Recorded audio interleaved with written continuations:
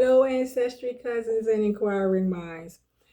This story is actually just a follow up to the Alley Life book that I've been reading. I can't seem to get out of this book, Alley Life in Washington, because it just this is so much of an early life. So I wanted to read three articles that I had found about an incident that happened.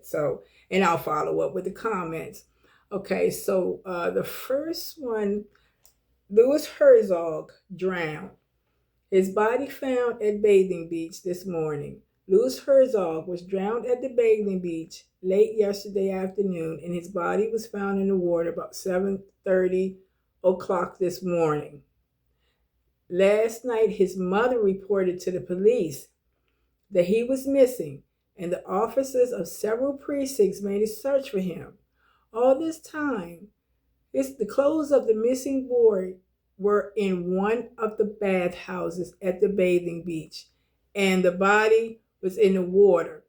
Superintendent Stevens at the bathing beach this morning when Fred Van Horn at 321 11th Street Southwest told him there was a body in the water, and the body was about 2 feet in the water, not more than 15 feet from the shore.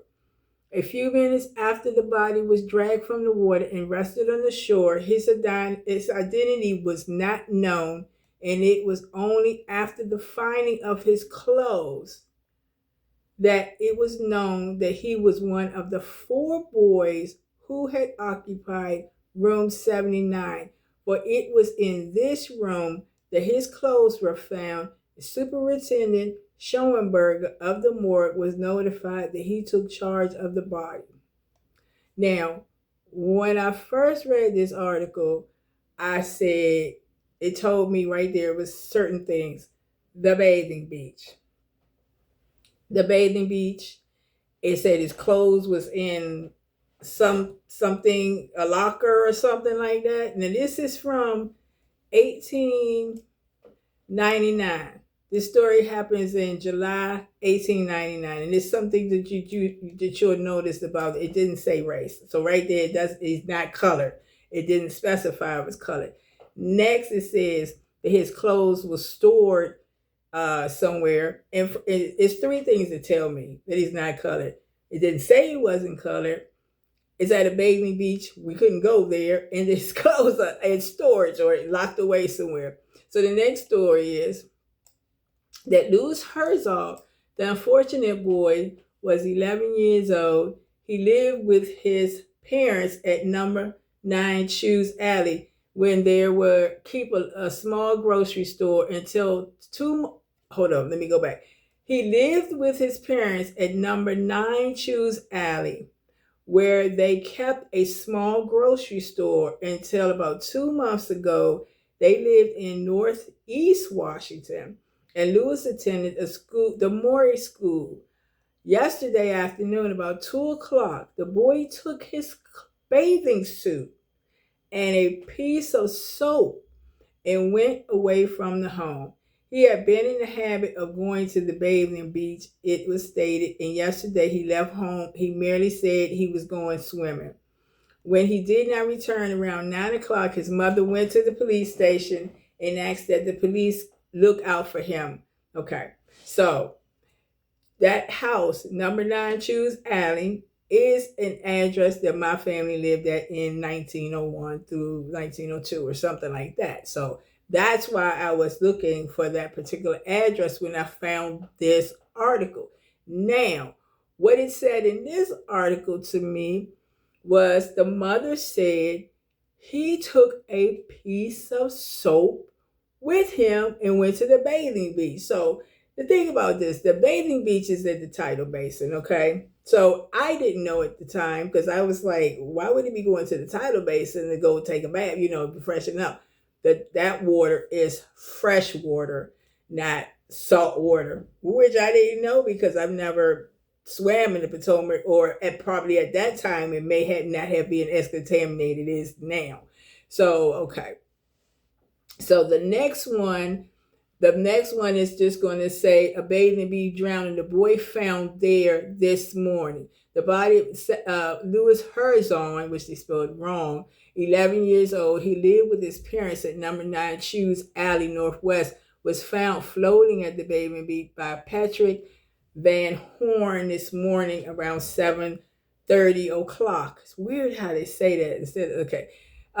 Yeah, instead of 7:30 p.m. Like, the boy went to the beach last evening, left his clothes in a locker, and into the water. His parents reported to the police last night that he was missing. No search of the lockers for the bathing beach was made, and the boy's clothing were not found till the next morning. Okay, so all of those said basically he went to the bathing beach, but this one says he went there with soap. Another thing that it said was they was running a small grocery store in that house. Now, I shared a picture before.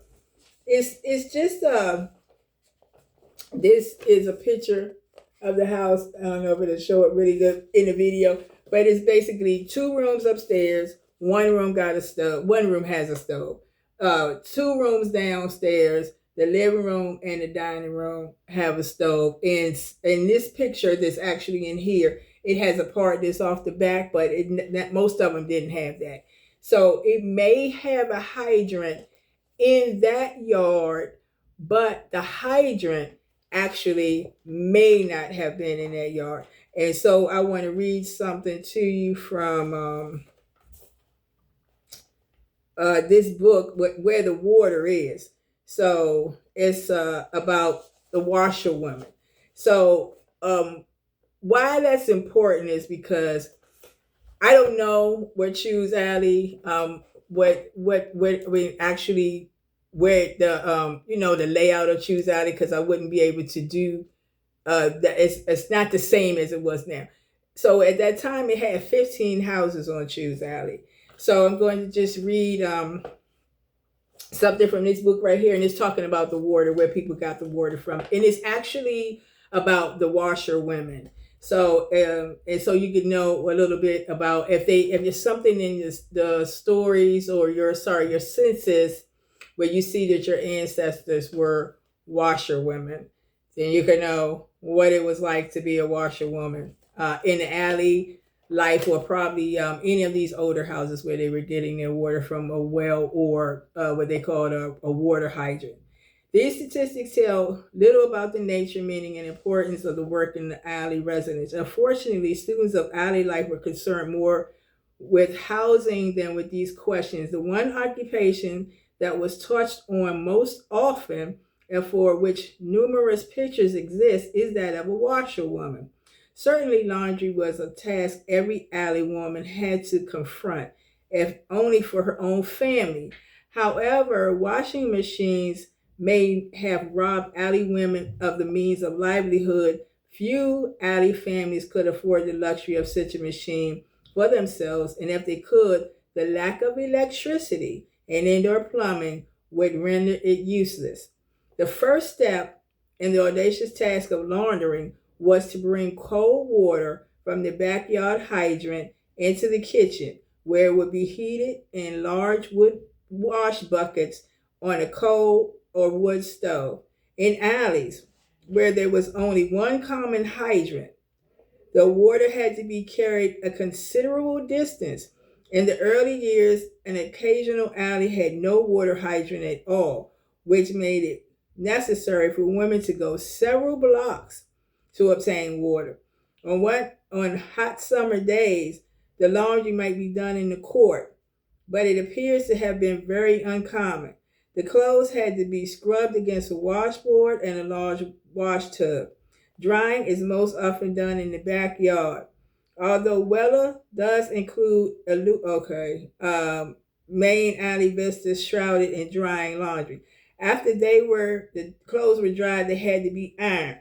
This meant starting another fire or stove to heat the multiple irons, which are heavy and required occasional pressure. Several photographs of kitchens show such irons heated on the stove. While in the let's skip down. We ain't looking at pictures. After they were ironed, the clothes were folded, placed in large fruit baskets, and returned to the owners. The amount of stamina and strength required for this work is obvious. The Washington Star reported the story of an old grandmother who was raising her 8 grandchildren by doing laundry work, often ironing at night and by the light of a sooty old soil lamp.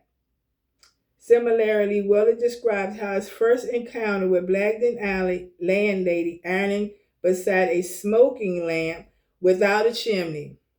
She was finishing and ironing and laying the white, clean smelling garment into covered baskets for delivery. Not only was washing an audacious and hot task, but it was also a process that continued from morning till late in the evening. Less is known about the jobs of those who were in service or domestics. Some of these women, okay, we're going to stop right there because we only wanted to talk about the washerwomen. So right there, that tell you there's no water in the house. So when the boy took the soap down to the beach to wash, the wash up, there's no water in the house. I mean, even if you had gotten one of those tubs like they had in the Wild West, I don't even know if you. I mean, I'm sure you could, but how much water would it take to fill something of that like to haul it, to heat it? That's a lot. That's a lot of work. That's a lot of work. So that's just one person in the life of what their life was like at that time. And so with you, this book right here, it gave me a lot to think about, a lot to be thankful for. So look at those newspapers, look for your family, and look for even if you can't find their name exactly, you can find the timeline, the place that they live, things that were happening, that were going on, that's part of their local history.